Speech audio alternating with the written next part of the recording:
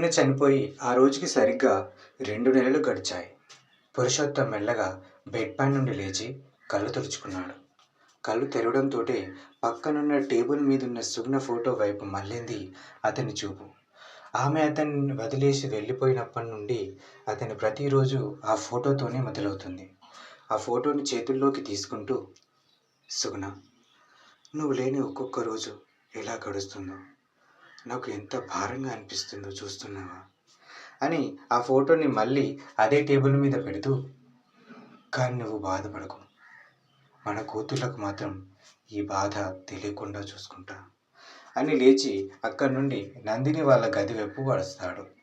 Bed పైన హాయిగా పడుకున్న తన 2 బిడ్డలను చూడగానే అతని మనసుకు చాలా సంతోషంగా అనిపిస్తుంది.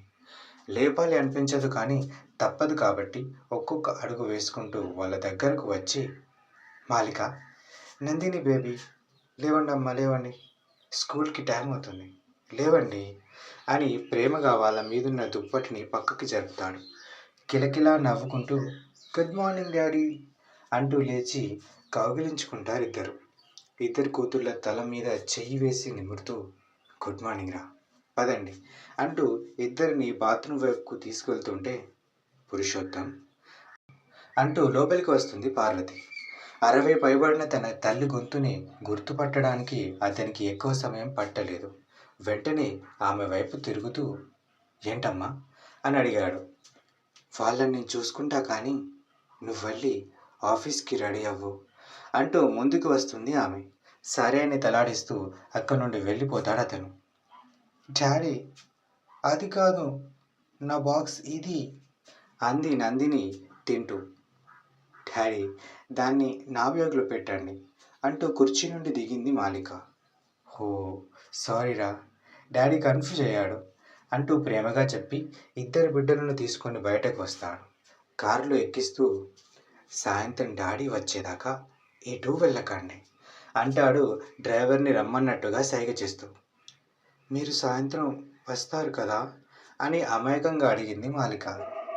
వస్తా తల్లి అని మాలిక నుదురు మీద ముద్దు పెట్టాడు. వెంటనే అమ్మ కూడా వస్తుందా అని ఆశగా అడిగింది నందిని. ఆ మాట వినగానే పురుషోత్తం కన్నులు మళ్ళీ కొద్దిగా తడయ్యాయి.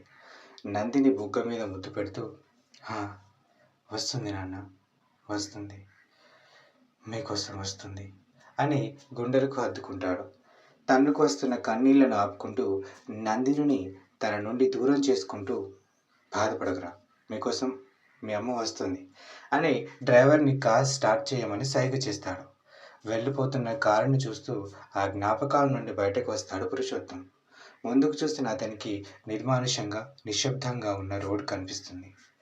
మాలిక, మాలిక అని పిలుస్తాడు అటు ఇటు చూస్తూ.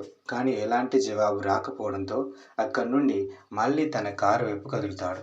అలా నడుచుకుంటూ, ఏది ఏమైనా కానీ ఈసారి మాత్రం నేను వాళ్ళను దూరం చేసుకోను, ఏమీ కానివ్వను అని మనసులో నిర్ణయించుకుంటాడు. రే, ఏమైందిరా అని అడిగాడు ధనుష్ హేమంత్కి ఎదురుగా కూర్చుంటూ. గాయం దాదాపుగా మానిపోవడంతో ఇప్పుడు మునపటిలా నడవడం మొదలుపెట్టాడు ధనుష్. నథింగ్ రా, ఏం లేదు అని ధనుష్ వైపు చూస్తాడు హేమంత్. నువ్వు అలా ఉన్నావంటే ఏదో జరిగింది, చెప్పు, ఆఫీస్లో ఏమైనా జరిగిందా, ఎనీథింగ్ రాంగ్ అంటూ కుర్చీని ముందుకు జరుపుకున్నాడు ధనుష్. ఆఫీసులో అంతా ఓకేరా, నా మనసే కొద్దిగా బాగాలేదు అంటూ ఆగిపోయి హావభావాలను మార్చుతూ, అదంతా వదిలేరా, ఇప్పుడు నీకు ఎలా ఉంది, గాయం పూర్తిగా క్యూర్ అయిందా, లేకపోతే ఇంకోసారి హాస్పిటల్కి వెళ్దామా అని బాధగా అడిగాడు. ఇప్పుడంతా ఓకే, ఇంకో 2 డేస్లో ఆఫీస్కి వచ్చేస్తా అని చిన్నగా నవ్వుతాడు ధనుష్. అమ్మయ్య, ఎలారా బాబు అనుకున్నా, నువ్వు వస్తున్నావు కదా, ఇక్కడ డోంట్ వరీ అంటాడు ఎక్సైట్మెంట్తో. నువ్వు దేని గురించి మాట్లాడుతున్నావురా అని అనుమానంగా అడిగాడు ధనుష్ కన్నులు పెద్దవి చేసుకుంటూ. ఇంకో 3 డేస్లో మన టీఎంఎల్ కంపెనీ వాళ్ళు హైదరాబాద్లో ఒక కొలాబ్ అరేంజ్ చేయబోతున్నారు. అక్కడికి పెద్ద పెద్ద బిజినెస్ మ్యాన్స్ వస్తున్నారు. మనకు కూడా రమ్మని ఇన్విటేషన్ ఇచ్చారు. ఇక్కడ నుండి జస్ట్ 3 కంపెనీలకు మాత్రమే ఇన్విటేషన్ ఉంది. కానీ వాళ్ళతో నాకు ఎక్కువ క్లోజ్నెస్ లేదు.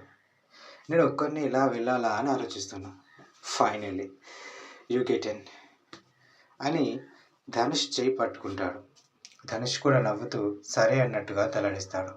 హేమంత్ పైకి నవ్వుతూ కనిపిస్తున్నా కానీ లోపల ఏదో విషయంలో బాధపడుతున్నాడని ధనుష్కి అర్థమవుతుంది. కానీ ధైర్యం చేసి అడగలేకపోతున్నాడు. ఎందుకో తెలియదు, ఈ కొద్ది రోజుల్లో అతనికి తనకి మధ్య కొంచెం దూరం ఏర్పడ్డట్టుగా అనిపించసాగింది ధనుష్కి. అందుకే హేమంత్ వైపు చూస్తూ let's go for out side.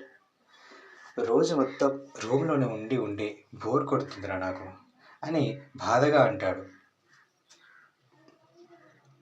నిజానికి ధనుష్ బయటకు వెళ్దామా అని అడగడానికి రీజన్ మాటల్లో మాటగా హేమంత్ మనసులోని బాధ ఏంటో తెలుసుకోవాలని. హేమంత్ కూడా ఓకే అని చెప్పి ఫ్రెష్ అప్ అవడానికి వెళ్ళిపోతాడు. వంట అయింది రా తిందాం అంటుంది నందిని. రూమ్ నుండే ఒక 2 నిమిషాలు అని బదిలిస్తుంది మాలిక. 2 అంటే 2 నిమిషాలు అవుతా అని చెప్పి మాలిక జవాబు వినకుండా అక్కడి నుండి వెళ్ళిపోతుంది నందిని. ఆమె అటు వెళ్ళిపోగానే మాలికకు సాయంత్రం పురుషోత్తం చెప్పిన మాటలు గుర్తుకొస్తాయి. ఫేస్ వాష్ చేసుకుంటూ అతను చెప్పింది నిజమేనా అని అనుకుంటూ ఫేస్ మీద నీళ్లు చల్లుకుంటుంది.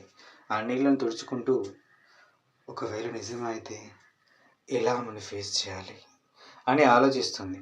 ఆలోచనలో పడిపోయిన ఆమెకు ఇప్పటికే 5 నిమిషాలు అయిపోయాయి అక్కగారు అనే వ్యంగ్యం కలిసిన నందిని గొంతు మాటలు వినిపించడంతో హా వస్తున్నా అని డైనింగ్ టేబుల్ దగ్గరికి చేరుకుంటుంది మాలిక.